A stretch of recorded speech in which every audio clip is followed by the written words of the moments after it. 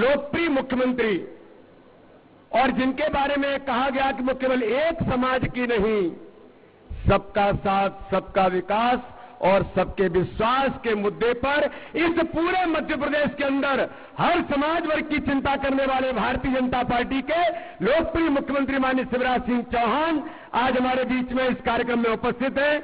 मैं उनका स्वागत और अभिनंदन करता हूं। हम सबके श्रद्धा के केंद्र और मेरा भी वो लगातार मार्गदर्शन करते हैं।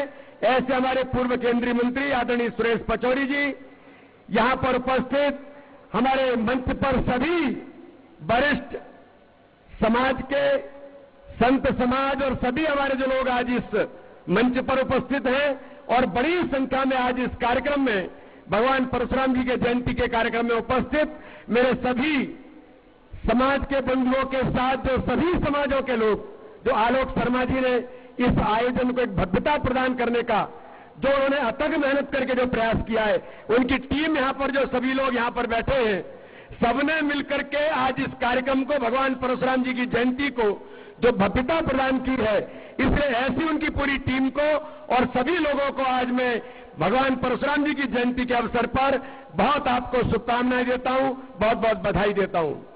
मित्रों, आज हमारे लिए बड़े सौभाग्य का दिन है कि भगवान परशुराम जी की जयंती के अवसर पर आज हमने गुफा मंदिर के अंदर परम पूज्य अवधेशानंद जी के सानिध्य में उनके कर कमलों से माननीय मुख्यमंत्री जी और हमारे संत आदरणीय राम प्रदेश योगेश जी महाराज के कर कमलों से भगवान परशुराम जी के आज इस मूर्ति का अनावरण बहुत बहुप्रतीक्षित था, जो आज यहां पर हुआ है।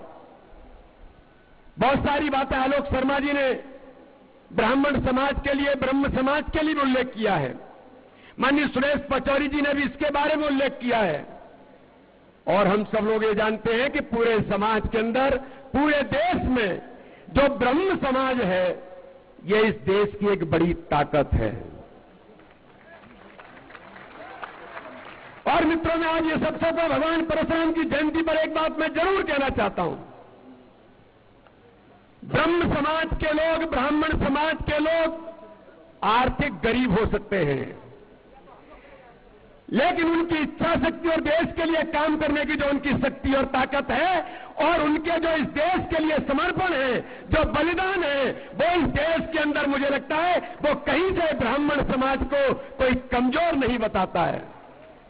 अगर इस समाज की सत्ता को दिशा देना है, अगर इस समाज के अंदर इस सत्ता को मार्गदर्शन देना है, और मैं तो कहता हूं कि राजनीतिक क्षेत्र में हम सब लोग काम करते हैं, अगर दंड शक्ति के तौर पर भी समाज में, राजनीतिक क्षेत्र में दिशा से लेकर उनको ठीक मार्ग पर ले जाने का कोई काम करना है, तो अवधेशानंद जी गुरु जी से, राम प्रदेश जी महाराज से लेकर जो ब्रह्म समाज है, जो इस देश के राजनीतिक सत्ता को दिशा देने का काम हमेशा से करता आया है और आज भी मुझे लगता है कि वो हमेशा उस भूमिका में रहता है।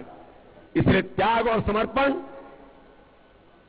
भगवान परशुराम जी ने जिस प्रकार से त्याग और समर्पण के साथ आताताइयों के इस देश के अंदर, उनके ऊपर जब ये लगता है कि देश के अंदर आताताई विराजमान होने का प्रयास कर रहे हैं, तब भगवान परशुराम रूपी विचार इस देश के अंदर जागृत होता है। इसलिए भगवान परशुराम कोई समाज से या केवल एक वर्ग से या केवल एक क्षेत्र से सीमित नहीं है।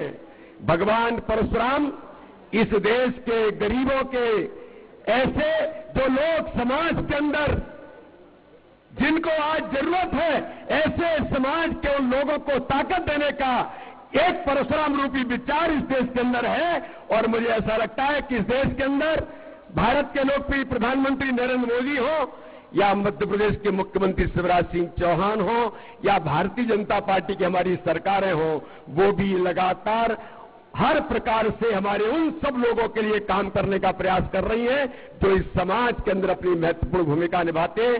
आज मैं भगवान परशुराम जी की जयंती के अवसर पर मैं आप सभी समाज बंधुओं को, पूरे देश के नागरिकों को, मध्य प्रदेश के एक एक नागरिक को, सभी को मैं बहुत बहुत शुभकामनाएं देता हूं।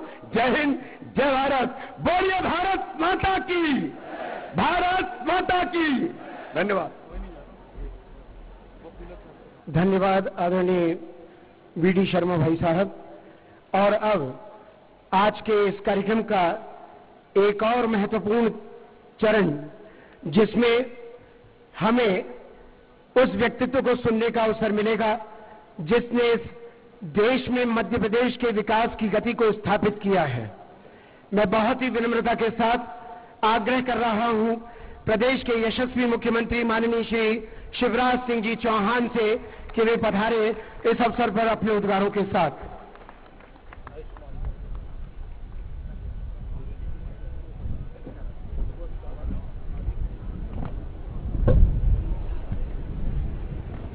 बोलिए भगवान परशुराम की, सियावर रामचंद्र की, पवन सुत हनुमान की, उमापति महादेव की, बोलो भाई सब संतों की, हर हर महादेव। आत्मनो मोक्षार्थ जगत हिताय चा। आत्मा के मोक्ष और जगत के हित के लिए जिन्होंने ये देह धारण की है, हमारे गुरु और देश नहीं, पूरी दुनिया को जो आज ज्ञान का प्रकाश दे रहे हैं, हम सबके सौभाग्य से जो आज हमारे बीच पधारे हैं, परम पूज्य महामंडलेश्वर श्रद्धेय अवधेशानंद जी महाराज, मैं उनके चरणों में प्रणाम करता हूं। हमारे गुफा मंदिर के महंत परम पूज्य राम प्रवेश दास जी महाराज, यहां विराजा हुआ संपूर्ण संत समाज में उनको प्रणाम करता हूं। इस कार्यक्रम के अध्यक्ष पूर्व केंद्रीय मंत्री आदरणीय श्रीमान सुरेश पचौरी जी, भारतीय जनता पार्टी के प्रदेश के अध्यक्ष, संगठन के कुशल शास्त्री भाई विष्णुदत्त शर्मा जी, विधायक साथी हमारे भाई पीसी शर्मा जी, भाई विष्णु खत्री जी, सामान्य वर्ग आयोग के अध्यक्ष भाई शिव चौबे जी, रघुनंदन शर्मा जी, कैलाश मिश्रा जी, विश्व हिंदू परिषद के राष्ट्रीय मंत्री आदरणीय उमाशंकर शर्मा जी, गीता माता जी, यहां उपस्थित हमारे सभी सनातन समाज के वरिष्ठगण, मैं उनको प्रणाम करता हूं। उपस्थित बहनों, भाइयों और भांजे भांजियों, और उसके बिना तो मामा का काम नहीं चलता। आज हम सब धन्य हैं, भगवान परशुराम का अवतरण दिवस है और उस अवतरण दिवस पर भगवान परशुराम जी की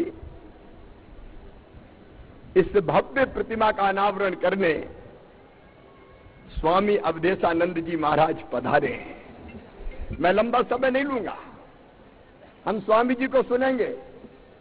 उनके चेहरे पर तेज है, उनकी वाणी में ओज है, सरस्वती उनकी जिह्वा पर विराजती है, विद्वता उनकी आरती उतारती है। आज वो आए हैं, तालियां बजा के उनका अभिनंदन कीजिए। मैं आलोक जी को इस बात के लिए, आलोक जी सचमुच में आपका अभिनंदन करता हूं। आप संयोजक है कार्यक्रम के। भगवान परशुराम जी की जयंती पर ऐसा भव्य कार्यक्रम और ऐसा सुंदर समायोजन कि जिसमें संपूर्ण सनातन समाज आज श्रद्धा के सुमन अर्पित करने आया है। एक बार आलोक शर्मा का भी तालियां बजा के आप स्वागत कीजिए। सचमुच में बहुत सुंदर आयोजन है। आयोजन होते हैं, लेकिन अगर उसमें भावना जुड़ जाती है तो उनका स्वरूप बिल्कुल अद्भुत हो जाता है। संपूर्ण समाज है जुड़ा हुआ है और भगवान परशुराम सबके थे। आप सब जानते हैं आज अक्षय तृतीया भी है। आज कई बेटियां दाम्पत्य सूत्र के बंधन में बंधेंगी। मैं बेटी दमादों को भी शुभकामनाएं देता हूं। भगवान परशुराम जी अक्षय, अनंत है, सर्वव्यापक है, सत्य और धर्म की स्थापना के लिए ही वो है। दुष्टों का अंत और मानवता की रक्षा का महायज्ञ उन्होंने प्रारंभ किया। सचमुच में भगवान विष्णु का जो छठवां अवतार भगवान परशुराम जी का, सचमुच में वो बहुत प्रचंड और व्यापक, प्रचंडता तप और साधना में, प्रत्यक्ष युद्ध में भी है और समाज सेवा में भी है। उनका अवतरण हुआ था संधि काल में, सतयुग और त्रेता के संधि काल में। मतलब वो निमित्त है सतयुग के समापन के, त्रेता के प्रारंभ के। वे ही निमित्त बने त्रेता और द्वापर में धर्म संस्थापना के, और वो ही निमित्त बनेंगे कलयुग की पूर्णता के बाद सत्य युग के निर्माण के। हम सब जानते हैं, बताने की आवश्यकता नहीं है। भगवान राम को विष्णु धनुष उन्हीं ने प्रदान किया था, कन्हैया का सुदर्शन चक्र उन्हीं ने प्रदान किया था, और गीता का सूत्र वाक्य भी उन्होंने दिया था। उनकी महिमा जितनी गाय, देखो उस काल में उनका अवतरण हुआ जब समाज में भयंकर अराजकता थी, चारों तरफ घोर अराजकता थी, अधर्म बढ़ रहा था, पाप बढ़ रहा था, जिसकी लाठी उसकी भैंस का वातावरण था समाज में। और आप जानते हैं ऋषियों और सत्पुरुषों की भी हत्याएं हो रही थी, चारों तरफ हाहाकार मचा था।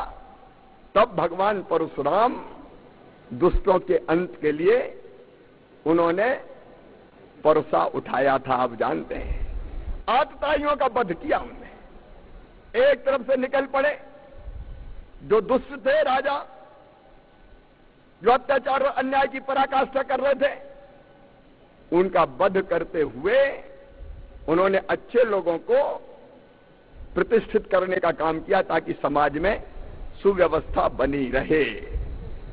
और इसलिए भगवान परशुराम आज भी मैं मानता हूं धर्म की रक्षा के लिए हमें शक्ति और साहस देते हैं। मैं अपने 15-16 साल के मुख्यमंत्रित्व काल के आधार पर यह कह सकता हूं, महाराज जी, कुछ दुष्ट सज्जनता से नहीं मानते, उनके लिए तो दंड उठाना ही पड़ता है। जब तक उनको कुचल ना दो, वो तो ऐसी पूंछ की तरह जो कितनी भी पोंगरी डालो सीधी नहीं होती। तभी भगवान परशुराम याद आते हैं। आप बताइए, अगर कोई मासूम बेटियों के साथ दुराचार करे तो उसे छोड़ना चाहिए क्या? और जेल भेजना उपाय नहीं है, क्योंकि हमने ये भी देखा है, जेल में गए, जमानत हो गई, आके फिर दुराचार कर लिया।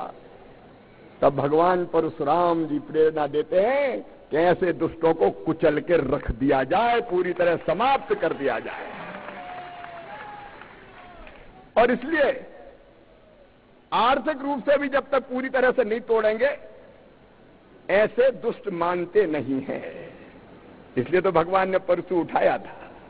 और इसे लगता है कि समाज की स्वव्यवस्था के लिए दुष्टों को कुचलने का अभियान चालू रहना चाहिए। रहना चाहिए कि नहीं? रहना चाहिए। लेकिन आज हम आपको सुनेंगे महाराज जी। इतने ही है, भगवान परशुराम के चरणों में आज हम हैं। उनके चरणों में प्रार्थना करते हुए हम उनसे यही वरदान मांगते हैं कि सन्मार्ग पर चलते रहें, सद्बुद्धि बनी रहे, जनता की बेहतर सेवा करते रहें, सज्जनों का उद्धार होता रहे, परित्राणाय साधुनाम विनाशाय च दुष्कृताम। इसी के लिए तो आपने अवतार लिया था। हम तो आपके चरणों के दास हैं, उस पथ पर चल के जनता की सेवा करते रहें। लेकिन आलोक शर्मा जी, मुझे पता था कि कुशल संगठक तो है, लेकिन ऐसे कुशल कलाकार होंगे ये पहली बार मैंने जय श्री